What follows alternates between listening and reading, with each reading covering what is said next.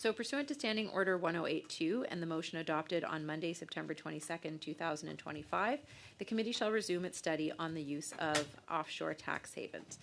Please note that despite the best efforts of the committee clerks, we were only able to schedule 1 hour of witnesses for today's meeting. Apologies to the committee, but that's why we only have 1 hour. We couldn't get more witnesses due to scheduling. I would like to take this moment to welcome our witnesses. Thank you. We have Mr. Jeffrey Loomer, the Associate Professor for the Faculty of Law at the University of Victoria. We have bienvenue à Julien Martin. Welcome to Julien Martin, Economics Professor at the University of Quebec in Montreal. Policy for the Tax Justice Network. All virtual witnesses have conducted a mandatory sound check, and we will now begin the meeting. Each of you will have 5 minutes for opening remarks, and then we will open it up to questions. So welcome to our witnesses, and we will begin with Mr. Loomer for 5 minutes. Please, over to you.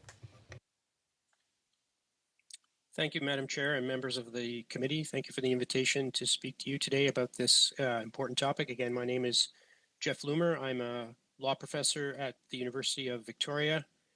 I previously worked in tax practice at a large Canadian law firm, pursued my PhD in international tax as applied to multinational enterprises, and I've been doing research and teaching in that area for the last 15 years. Sorry that I couldn't be there in person today. Tax havens are a fascinating and important public policy issue. They've been central to many of the key themes in international tax policy for a long time, those being international tax avoidance, international tax evasion, tax competition, and tax cooperation. And in the last 15 years, we've seen a lot of movement, a lot of progress in this area. There's still more that could be done, and it's important, I think, to take stock of where we are and what could be done today. I provided some speaking notes, which I think the committee has in English and French.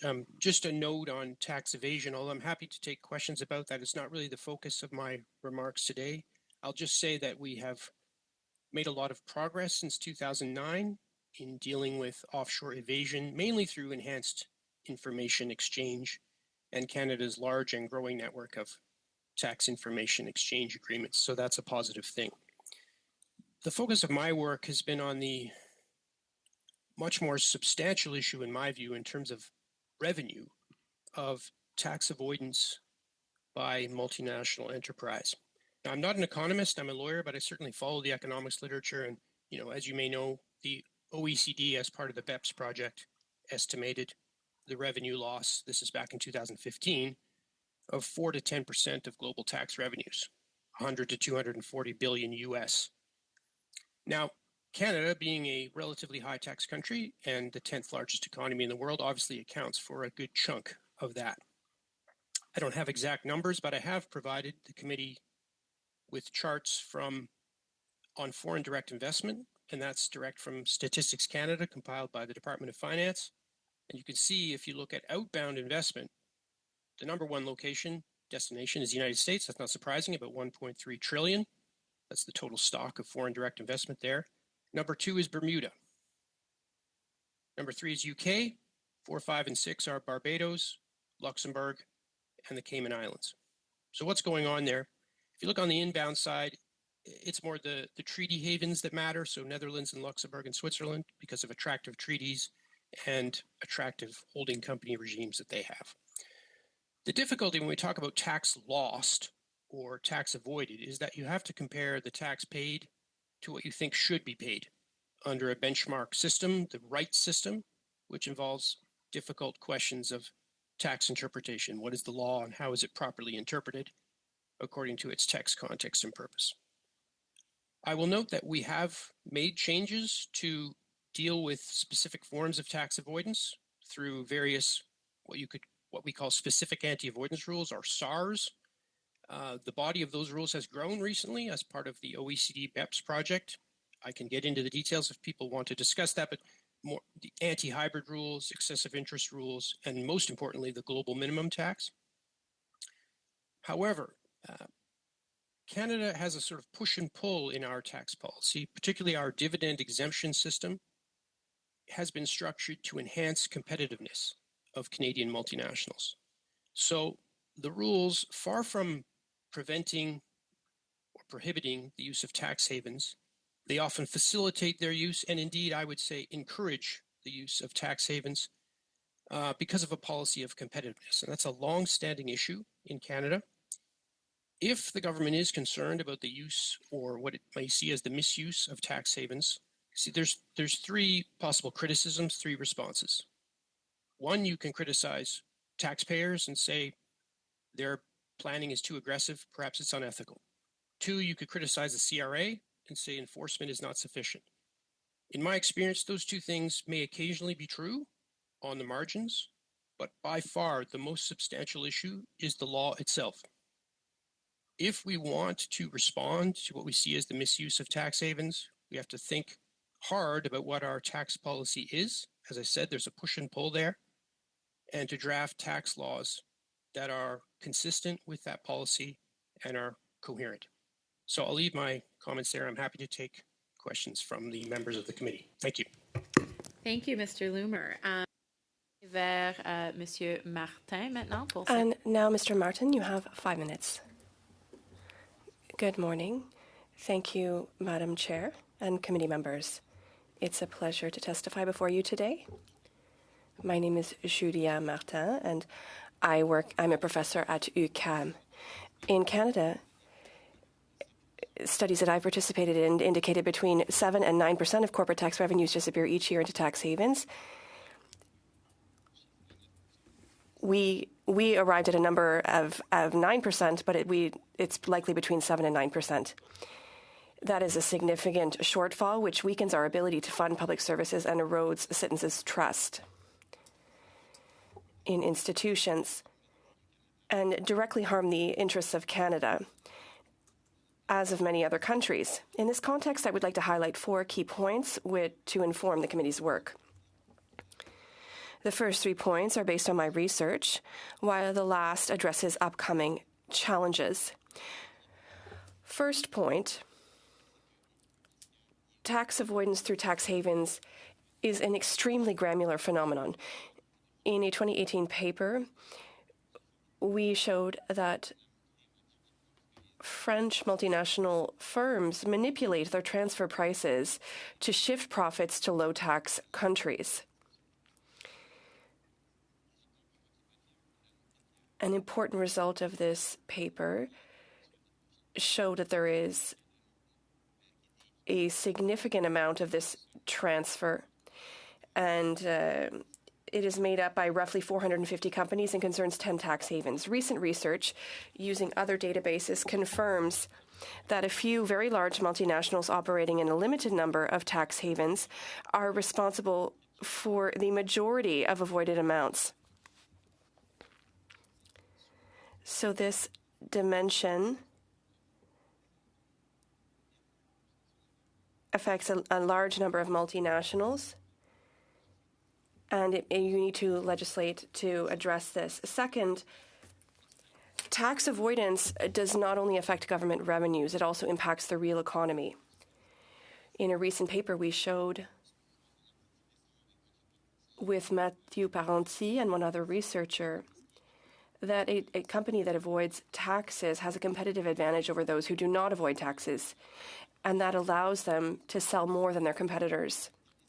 In the United States, we demonstrated specifically that in several sectors, these practices have given a competitive advantage, and it strengthens the dominant position.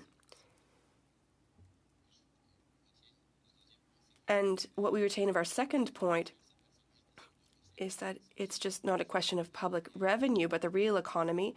And in particular, it can distort the competition. And so tax policy must be considered alongside competition policy. So tax policy and competition policy go together. And the third point that I'd like to make is that Canada remains poor in terms of research accessible data on tax havens. Studying tax avoidance, the use of tax havens, and their implications requires very detailed data. And I've done this with French and American data, but in Canada we don't have enough data to study the issue. Under the OECD's BEPS project, large multinational firms are required to report key information country by country, including sales, employment, taxes paid, and profits. And this data allows us as researchers to better understand what's happening. Canada could follow this path. A number of countries, including the EU and Australia, are making this data publicly available, and that is something that Canada could do as well. These data is already collected, but they are not published by Canada. And that is one measure that could be taken. Finally, my more prospective point is that it deals with international cooperation focused on tax avoidance. Keep in mind that one of the major recent advances made in international cooperation dealt with the fight against tax havens a few years ago, and the OECD framework led nearly 140 countries to agree on a two-pillar solution, the second of which establishes a global minimum tax of 15% on multinationals. The United States, sir, if you could please wrap up. Yes. The United States appears to want to withdraw from Pillar 2. So, and it may bring down this multilateral system. And what we need to remember is that Canada cannot act unilaterally in multilateral negotiations. That doesn't work. We cannot go it alone. And so Canada needs to preserve this multilateral agreement. Thank you, sir.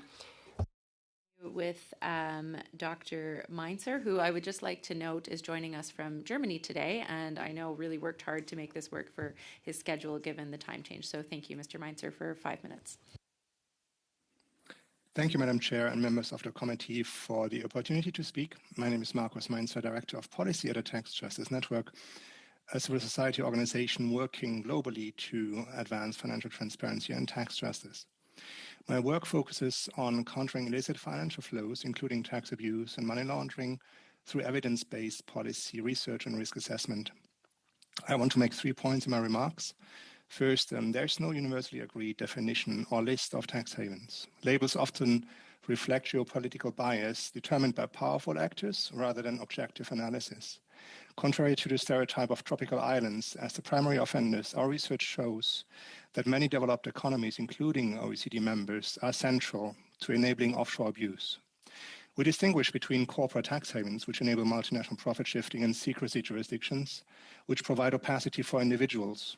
These categories frequently overlap in practice, but they help illustrate different channels of harm.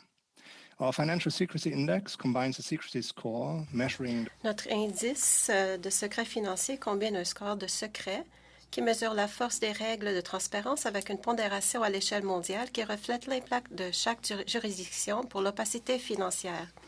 Dans cet indice, les États-Unis occupent la première place, offrant plus de secrets financiers que tout autre pays. De même, dans notre indice des paradis fiscaux pour les entreprises, de nombreux États membres de l'OCDE, et pas seulement les petites juridictions insulaires, figurent parmi les plus grands facilitateurs mondiaux du transfert des bénéfices des entreprises.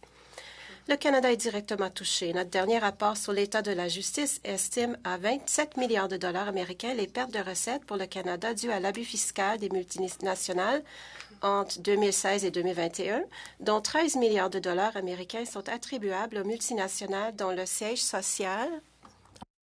Moment we're having sorry, Dr. Meinzer, we're having a trouble with the interpretation.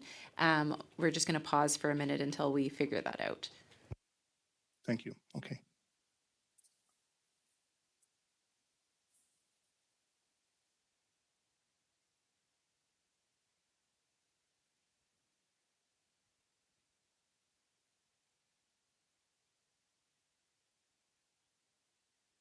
Okay, let's try again so you can just pick up where you left off, and members will let me know if there's issues with the interpretation. Okay, brilliant.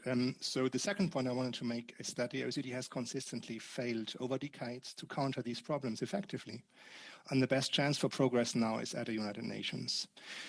The OECD's two-pillar solution that has already been mentioned was initially presented as a breakthrough, but has been weakened and delayed largely due to the resistance of the United States and its dominance of the OECD.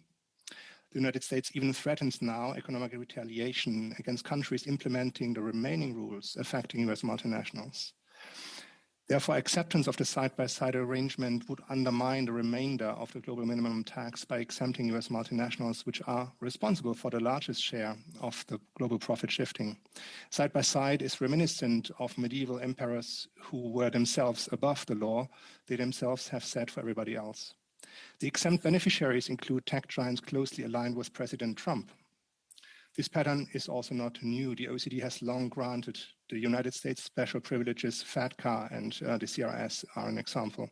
For these reasons, Canada should oppose the side-by-side deal, but no single country can withstand the US pressure, and therefore the only viable route is collective defense of tax sovereignty at the United Nations, with the potential to establish a truly democratic and fair system of global tax governance. Meaningful Canadian engagement is essential to developing reforms that can withstand the pressure from the US and its libertarian anti-tax ideologues. By working with countries such as Germany, Spain, Brazil, South Africa, India, and many others, Canada can help champion a strong, progressive UN tax convention. Finally, the third point I want to make is that Canada can take unilateral steps now to reduce illicit financial flows and protect its revenue base. For example, Canada could extend its public beneficial ownership register to all companies, including those that are formed in any province or territory, and extend it also to trusts. Secondly, Canada could enact public country-by-country reporting to expose profit shifting and strengthen tax compliance. It is gaining global momentum and is a tool for holding multinationals accountable. As has been mentioned before, the European Union and Australia have already legislated for it. It is a safe policy. Thank you for your attention, and I'm very much looking forward to your questions. Great. Thank you, Mr. Meinzer, and thank you to all of our witnesses for those opening remarks. On va commencer avec Monsieur Lefebvre des Conservateurs. We'll get started with Mr. Lefebvre from the Conservatives. Thank you, Madam Chair, and I salute my colleagues from a variety of ridings, and hello to the witnesses, and thank you for joining us today. My first question is for Professor Loomer. In your speech, you said that the issue is the legislation itself and that the legislation should be aligned with policy. Can you explain that further, please? Sure. Thank you for the question. When I say that, I do not have the authority to decide what the policy is. I've looked at these rules a long time, and I will say that the policy has a push and pull to it. And so we have a long-standing rules that allow multinationals to have their dividends come back to Canada exempt from corporate tax. And there are ways that they can minimize their corporate tax elsewhere. So that's a source of a lot of the profit shifting that comes into Canada. But when governments, both liberal and conservative, have tried to enact rules that will stem that practice, those rules don't get enacted. Various reasons: lobbying, pressure from the law and accounting firms on the advice of their clients. But there's a balancing to do to decide, well, do these rules that allow an exemption from corporate tax on dividends coming back to Canada, do they provide a net benefit to us?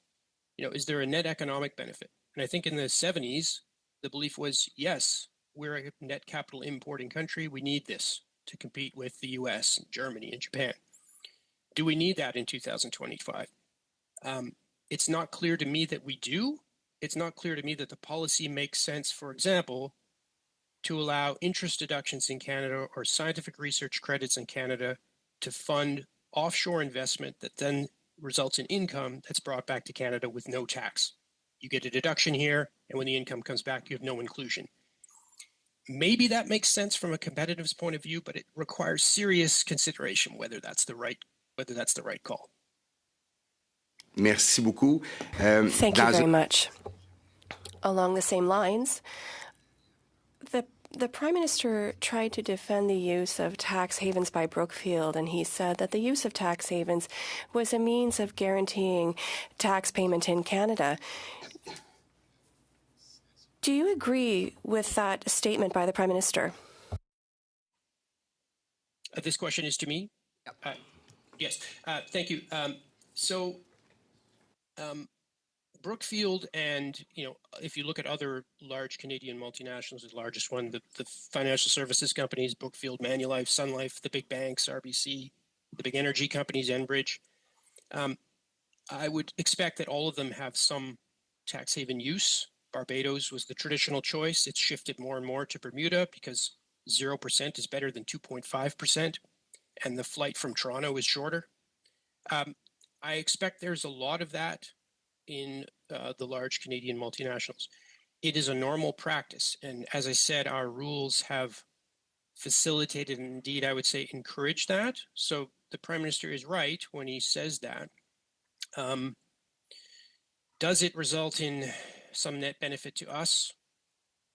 You would say it's a complicated question because you would say that, well, it's good for everyone who has an interest in the Canada Pension Plan because Brookfield invests the money and makes better profits because there's less tax paid and perhaps results in more income tax back here eventually when people are withdrawing their pensions. But it's a difficult balancing. Merci beaucoup.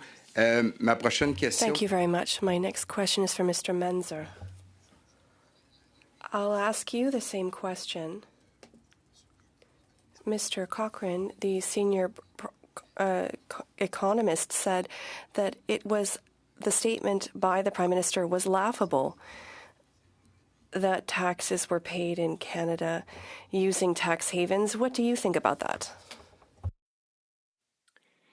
I'm afraid that I'm not very familiar with the Brookfield case to be able to make an informed statement about this. Usually, I would tend to argue that lowering taxes here in order to gain more revenue is a bad idea, and also enticing the use of tax havens with the aim of increasing revenues here is in the same category, for me, not convincing policy. Usually one would expect that the Laffer curve, the long-held belief coined in the Reagan era, that when you are lowering your taxes, then more investment will come, and in the end you will end up with more revenue. It's just a myth and has not been proven to hold true anywhere in the world. The empirical evidence is firmly to the contrary. So when you lower taxes, when you shift profits to lower taxed jurisdictions, the end result will never be increased tax revenue, at least ceteris paribus. It might coincide with another growth effect that it would have happened anyway, and you would have ended up with even higher taxes hadn't you not reduced your tax rates beforehand. This much I can say to this case. Thank you. Il me reste encore. Pardon? Do I have time left? 15 seconds. Oh, well. Thank you to the witnesses for joining us today. Monsieur Lefebvre. Thank you, Mr. Lefebvre. Then to my right, Mr. Letel for 6 minutes. Thank you, Madam Chair. Thank you to the witnesses for joining us for this meeting. It's very useful and very interesting. And there are lots of things for us to work on. But one thing that all three of you mentioned is the need for continuing to think multilaterally. So, Monsieur Martin, I'll ask you the question first, since you haven't had the chance to jump in. Monsieur Martin, concerning the need to work together, to ensure that the tax regime established by PEPs after long discussions at the OECD, it is now bearing fruit. How do you see this? That was their fourth point, furthermore. How has this evolved, especially when we see that our neighbors, the Americans, seem to want to withdraw from all of the agreements that their predecessors signed? Thank you for the question. The United States is indeed threatening to withdraw from this agreement. I think the example of the customs tariffs is also important here. It has a huge impact on multilateral international trade. The UK and Japan decided to negotiate individually with the United States, and they all lost.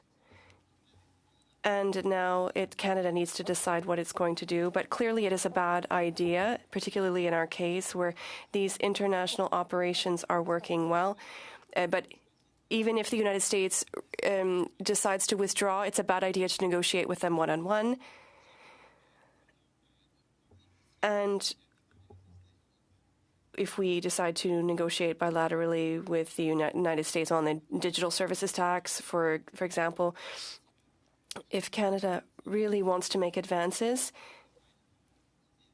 it needs to ally itself with the European Union, South Africa, or others, and to seek out this multilateral cooperation. Thank you. Yes, I think the key to success is to continue to work together. You mentioned the BEPS agreement.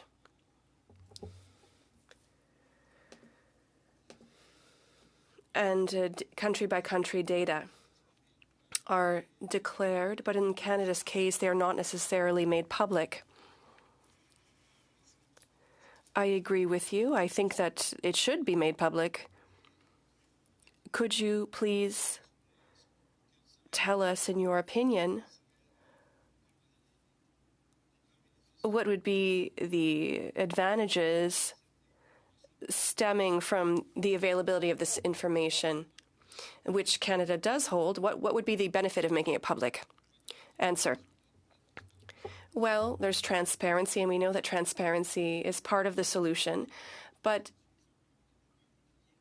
there is simply the fact of being able to study the trend and comparing with other organizations and universities and look at the amounts managed and the companies targeted, and what researchers need is to look at the profits earned by multinational corporations, country by country. What is the amount of taxes paid in each place? And from that, we are able to say a lot about the trend of tax havens and tax avoidance. And Australia, for example, is legislating to make this data public. The EU as well. They will make the data public slightly differently. And we need to look at the details about what exactly needs to be published. Are we looking at large multinationals or smaller multinationals? And I think that it could easily be done in Canada. Great. Thank you very much. Sorry?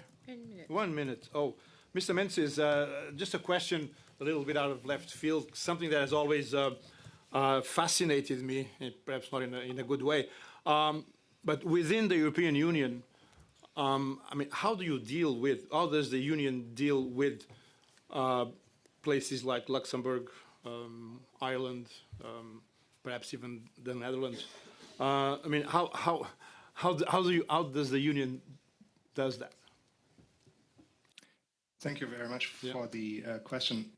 I would say there's a certain dose of hypocrisy within the European Union observable, where we can not treat member states in the same way, as the European Union likes to point fingers and label other countries as tax havens. That is a big issue which we are not happy about, and where we are constantly trying to point also out the need for reforms, for more ambitious reforms within the European Union. As for the country-by-country reporting, however, that was a success story that we can show the deterrent effect of country-by-country reporting on multinationals' profit shifting is by 28%. Thank you, Mr. Meinzer. We're going to have to leave it there. That concludes the time for this round. Thank you, Mr. Letao. On va continuer avec Monsieur Garon pour 6 minutes. We'll continue with Mr. Garon for 6 minutes.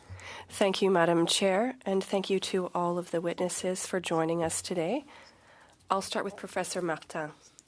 It seems to be their type of dilemma in one of the points that you raised, namely that often we are presented with current legislation which encourages the use of tax havens, and that is the target of that is to make Canadian multinationals more profitable, competitive. And we know that there's a lot of concentration there are a lot of monopolies in Canada. When we have a country with a large company and it is encouraged to go to tax havens, we are preventing the emergence of smaller, innovative companies. Which of the two versions should we believe? Should we continue to encourage tax havens, or should we try to close the loopholes to allow smaller businesses to perform better? Thank you for the question. I think it's a good way to see things. The point of the paper that I mentioned is really to say that companies that commit tax avoidance have a competitive advantage. Is it systematically used? Generally, yes, but that's not always the case. There are sectors where it can be different, but generally speaking, if we want there to be more competition and healthier competition within a country, we need to ensure that everyone is on equal footing and that a radical solution is to authorize everyone to avoid taxes, but I think we should really target less avoidance to improve competitiveness. My understanding is that tax avoidance comes with a certain cost. You need tax specialists and accountants, and it's not every SME on the corner that can afford that strategy. Quite right.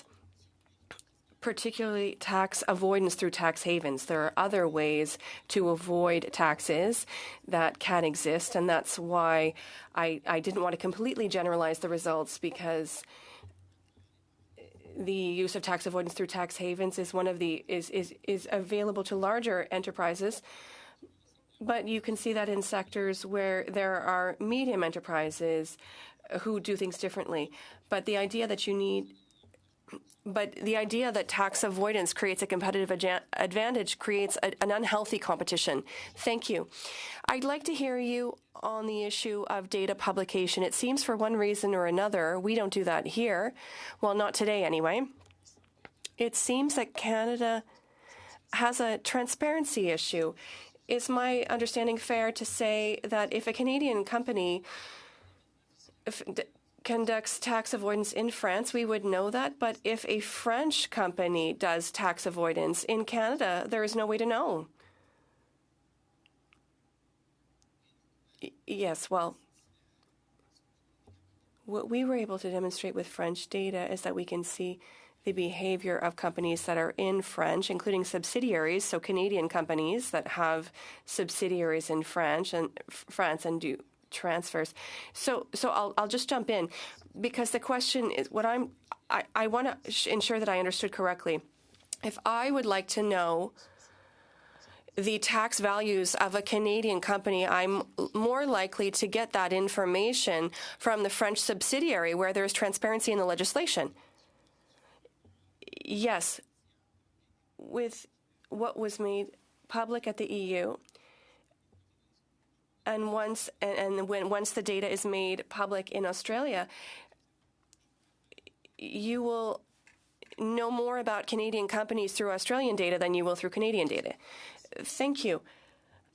You're forcing me to agree with my colleague, Mr. Letao, that we should make this data public. I hope it will be done quickly. It could be a generational policy, perhaps.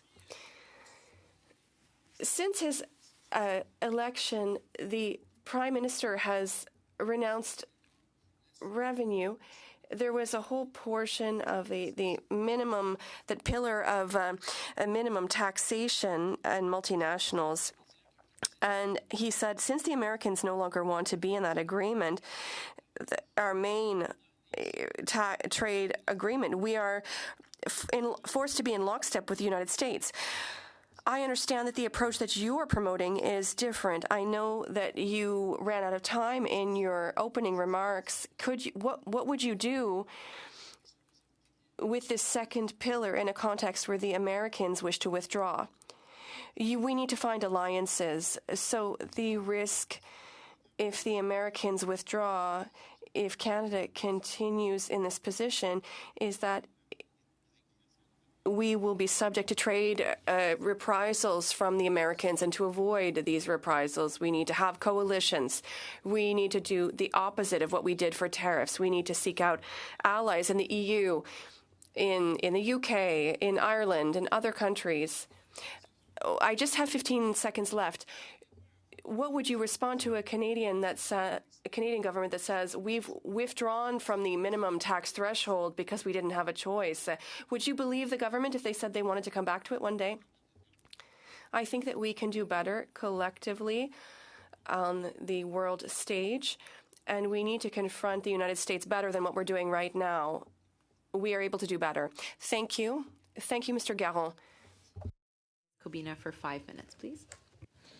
Thank you, Madam Chair. My questions are for Monsieur Martin. For ordinary Canadians, tax rules are, of course, clear and strict and enforced, and oftentimes there are audits that are done. But for multinational corporations, with offshore subsidies, they have the option of using offshore tax havens, which you spoke about them being obviously complicated structures that are costly to put in place, so naturally wouldn't be available for ordinary Canadians or even small businesses in the mid-market space in our economy. On that basis, do you believe that Canada's current tax system treats all taxpayers equally?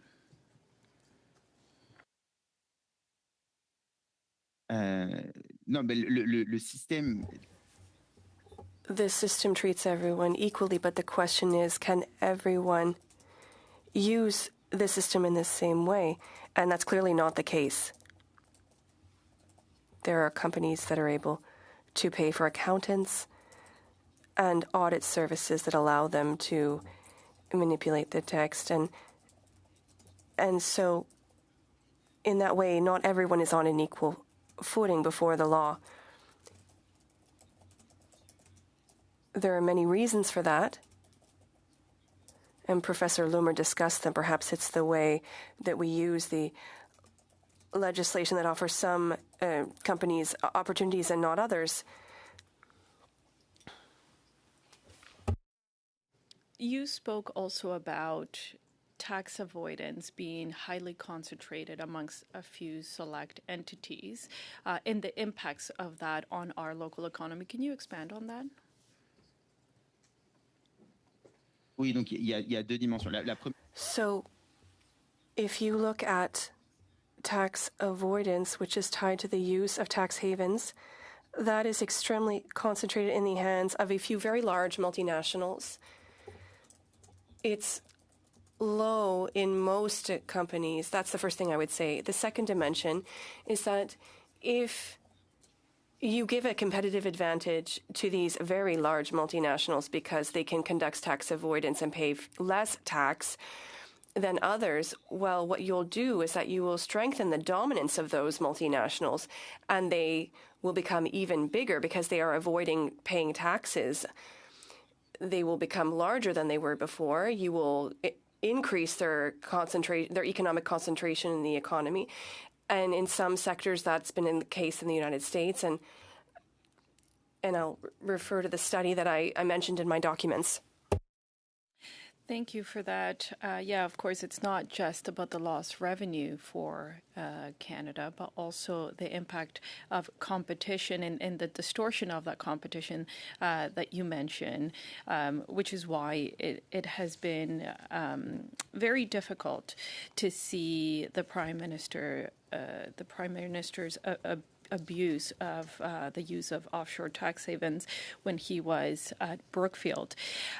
You also talked about the lack of data publication and what that means. What are your thoughts on that? Je pense que I think that Canada and Statistics Canada has a policy on companies. If you look at overseas data that was mentioned earlier, there is foreign direct investment, but it goes to tax havens, and they're not, and that data is not made public. And I try to get them, and it's just aggregated data among a number of countries, and that sends a signal that the administration has a hard time providing this type of information. Once again, this data is collected through the CBCA, but legislators need to ensure that this data is published, is made public. We need policy in order to do that. So with that, of course, there is no transparency for Canadians in these aggressive tax avoiders. That would be helpful when even just making legislation to be able to address that issue. So what level Sorry, of... Ms. Kobina, that's time for you. No okay, so Thank thank you very much. Thank you. I'm going to turn over now to Mr. McDonald, who I understand will be sharing his time with Mr. Sawatsky for 5 minutes. Thank you, and thank you to the witnesses today. Question for Professor Lomer. You mentioned that parliaments in the past have failed to introduce changes to the Income Tax Act, and you identified the Income Tax Act as being the most effective way to bring about change in reducing tax avoidance. If parliaments continue not to be able to change the Income Tax Act, do you feel things are going to increase in tax avoidance, stay flat, or decrease because of some of the international efforts? Thank you. I think that the current international efforts really of the last 10 years are reducing the various strategies that one could use to avoid Canadian tax. There has been progress, so without getting all legalistic, but the anti-hybrid rules, excessive interest limitation rules, some of our rules on so-called treaty shopping when we're talking inbound. So they're through those multilateral efforts prompted by the OECD BEPS project, and some on our own, there has been progress. The global minimum tax, again, it's progress. I agree with the other commentators that it's not perfect because we've been forced, one would say, to agree with to allow the U.S. to have this side-by-side system of their own, the so-called GILTI rules. And of course, the Pillar 1, to have a tax on a source-based tax on digital services has just been jettisoned in Canada because of pressure from the United States. So there's been progress. It's come from international cooperation. So I think the global minimum tax, if we can really get there, a 15% floor, it doesn't eliminate tax competition, of course, but it makes moving your profits to Bermuda and paying zero not possible. And Bermuda has introduced a corporate tax of 15 on some multinationals to respond to that. So I think there has been progress, but yes, the fundamental system still has problems. Okay, thank you. I'll turn over to MP Sawatsky. Thank you, and thank you, Mr. Loomer. Just a few more questions to build off of what you mentioned in your introduction. You mentioned that the most substantial issue was the law itself, and so I was just wondering if you could maybe touch on a few things that the Government of Canada has taken steps, such as adopting the OECD Common Reporting Standard, developing the Federal Beneficial Ownership Registry, and increasing the CRA audit capacity. Could we build off of these steps to increase the strength of tax laws? Yeah, I think all of those are good developments. I know my colleagues on the panel have talked about CBC reporting, country by country reporting, and certainly we've had that in Canada since 2016. But they're quite right that it's not public, and I understand the privacy concerns about that, but other countries are doing it, so maybe we'll move in that direction. I guess I don't have strong views on that. Reporting on beneficial ownership is important. I mean, these sorts of moves towards transparency are good. They're if your offshore structures are legitimate and you say, look, everything is consistent with the text, context, and purpose of the law, then you shouldn't be worried about sharing the information. I understand the privacy concerns and not wanting your competitors to be reading through all your financial statements and everything, and your tax paid. But those information sharing efforts, I think, are a positive thing, both on the evasion side and on the avoidance side. So that is progress. Thank you. And what would be your suggestions on just perhaps maybe you could summarize what your suggestions would be in a general sense to increase tax laws? Well, there's many. I mean, and certainly we have, as I mentioned, a variety of specific anti-avoidance rules, and those have increased. And reading them they're very complicated. Reading them is difficult. Trying as much as we can to make those simpler would be a good thing, but it's challenging. I know that, and it's easy to say let's make them simpler, but you're dealing with complicated international structures. Still underlying it, our exemption system favors Canadian-based multinationals, and I would say it's like the best analogy I could give. If you said, look, the speed limit in my neighborhood's too high, it's 60 kilometers, it's too fast, and you decide to pass a law that it's going to be reduced to 40, except you say if you drive a Canadian-made automobile, it's unlimited. Thank you, Mr. Loomer. Sorry, we're going to have to end it there for time. Thank you, Mr. Sawatsky. On va continuer avec Monsieur Garon pour 2 minutes et demie. Merci, Madame la Présidente. Thank you, Madam Chair. I'd like to ask a question to Mr. Meinzer. At Canada Revenue Agency, there is a regulation of the Income Tax Act which sets out a tax exemption on repatriated income from zero income tax places unless there's an accord, and even if there's an absence of economic in that territory. What they're saying is that you don't have to pay taxes if you're honest enough to tell us that you're scamming us in a way. And I understand that your organization had assessed that the gap that Canada had to address could be between $8 and $9 billion a year. So I would like to know, why are there provisions like that one in existence? Professor Loomer, I see you smiling, and I'd like to ask for him to answer this as well. And why does that exist, and why don't we simply repeal that provision? Thank you very much for the question. Was it to me, or was it to you, Mr. Loomer, the question? Je vais commencer par Monsieur Meinzer. I'll start with Mr. Meinzer and then Professor Loomer, both.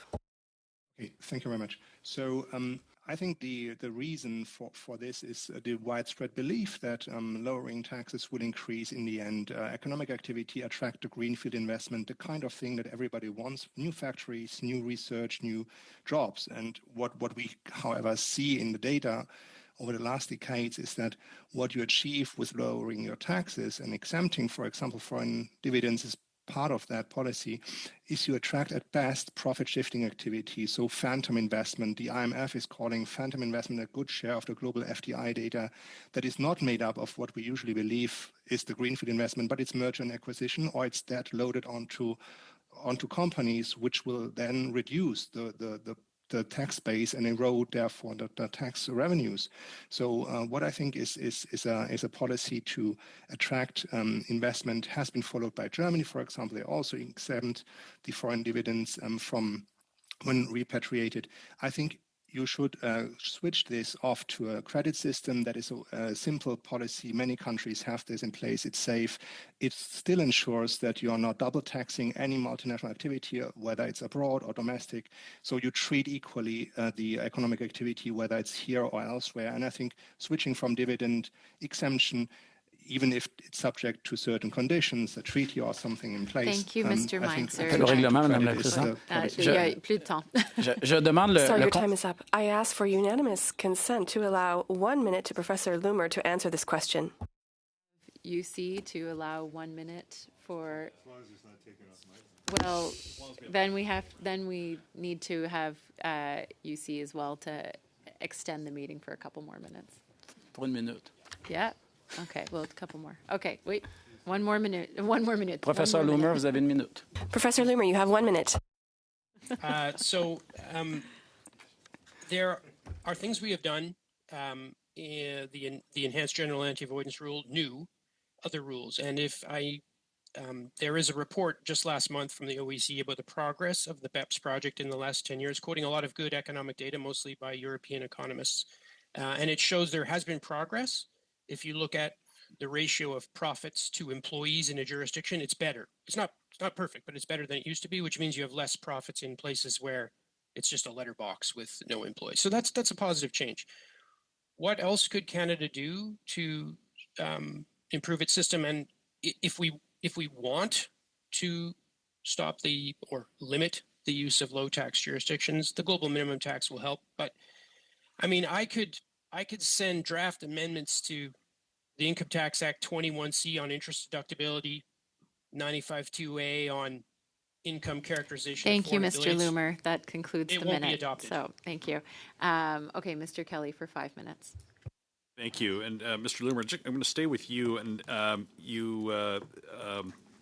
in your opening remarks, you spoke of the different investment destinations and the countries of origin for Canadian investment, and a chart was circulated. I want to just make sure this is included in the record, though. So, if I understand this correctly, the amount of money that Canadians invest in the United States in 2024, the total of investments from Canada to the United States is $1.3 billion. In reverse, American investment in Canada is $683 billion. Is that correct? On the outbound, it's 1.3 trillion. So 1,289 billion, and on the inbound side, 683. So yes, we are a net capital exporter by a large margin. Huge margin. It was $606 billion. That's the net amount that we are exporting to the American economy. Is that correct? That's right. Wow. That's actually a lot worse than the next most recent numbers that I had been aware of. Although it would seem to be accelerating in that the net investment deficit since the Prime Minister, beginning of the fiscal year, which is roughly when the Prime Minister was sworn in, is another $50 billion. Perhaps I won't get you to comment on that. I'll just go to. In fact, I want to go now to Professor Martin and pick up where Ms. Kobina left off around legislated solutions and data deficiencies in Canada. There have been repeated attempts in Parliament to compel the CRA to actually give information to the Parliamentary Budget Officer so that the Parliamentary Budget Officer can independently measure the tax gap in Canada. Are you aware of Senator Percy Down has been the champion of this. Are you aware of his work? Non, je suis pas au courant. So, no, I'm not aware of that. Had proposed, and this was even moved in the House of Commons in the 42nd Parliament, was that anonymized tax data requested by the PBO be released to the PBO so he could independently verify the tax gap. Would that be helpful for legislators and policymakers if we could actually measure the tax gap in Canada? Oui, tout à fait. Je pense qu'une manière de... I think that one way to find a consensus is to say that for very large multinationals, these data will be published in Australia and the EU in any case, so we could ask for the same thing in Canada. What becomes more complicated is doing that for all companies, but as I explained at the beginning,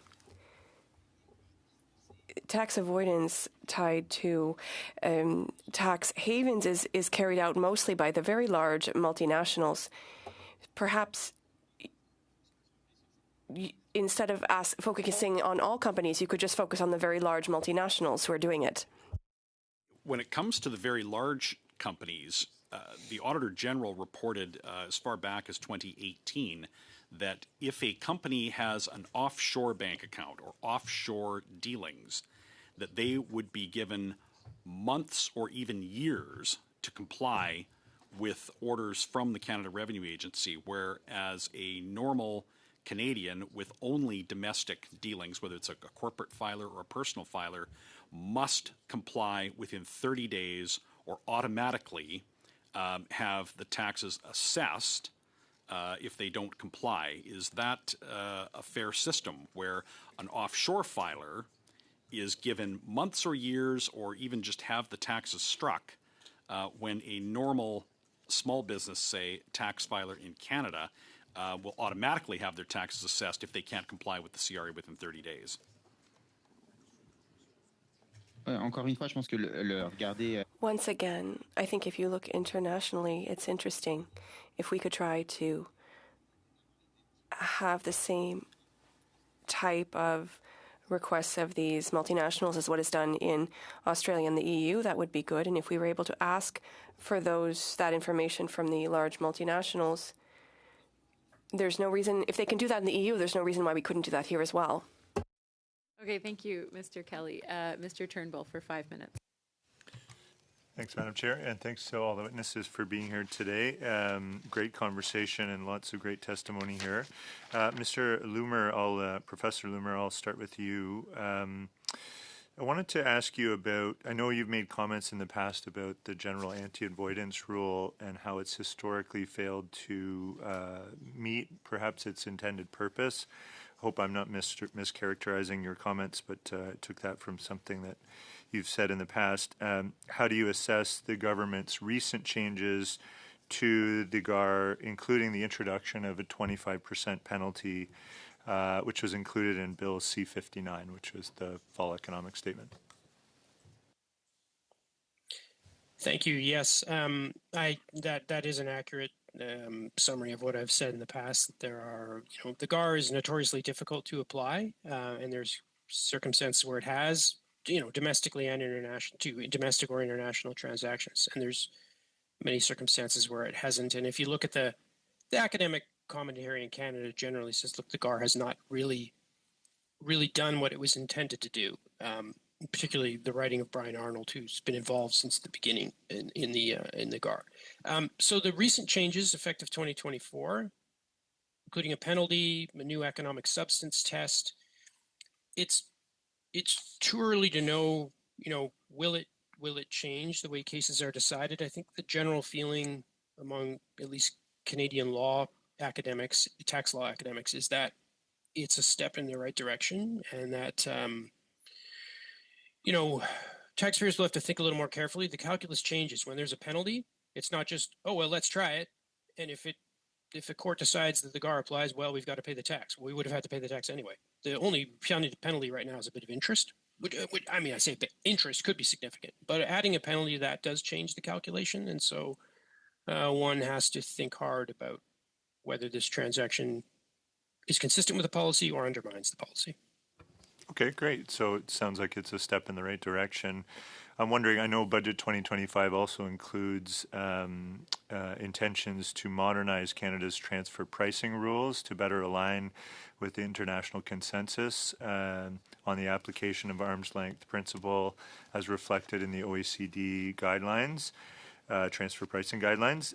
One aspect of that is to introduce new rules that provide more detail on how cross-border transactions between non-arm's length persons must be analyzed, including new transfer pricing adjustment application rule and a new definition of economically relevant characteristics. Would you say those are also steps in the right direction? Would you care to comment? Yes, thank you. I agree with you. These are, there's been consultations on these changes for a few years now in response primarily to the Cameco case, the Iranian company case, and the way the Federal Court of Appeal interpreted the rules. And so,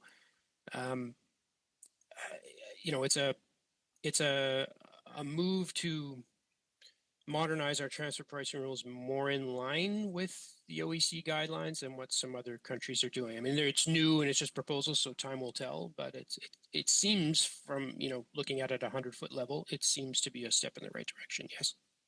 Great. I know my time is going to run out, but I note you also made comments in the past about some of these, well, the GAR in particular, but some of the corporate tax avoidance rules, not being all that effective, but us needing to have a more principles-based approach to drafting tax legislation, and that you've said that would be preferable. I wanted you to maybe go through, why you've said that and what does that really look like from your perspective?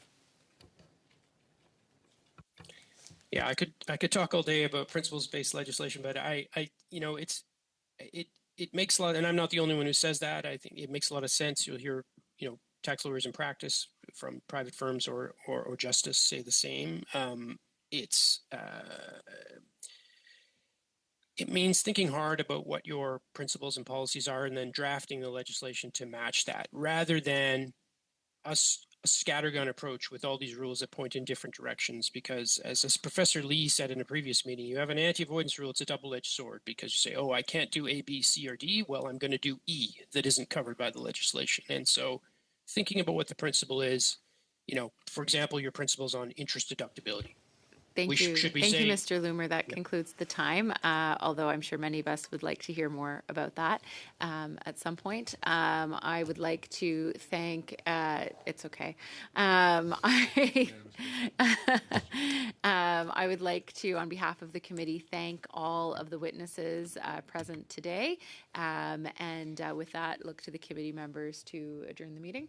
Yep. Okay. Have a great day, everybody.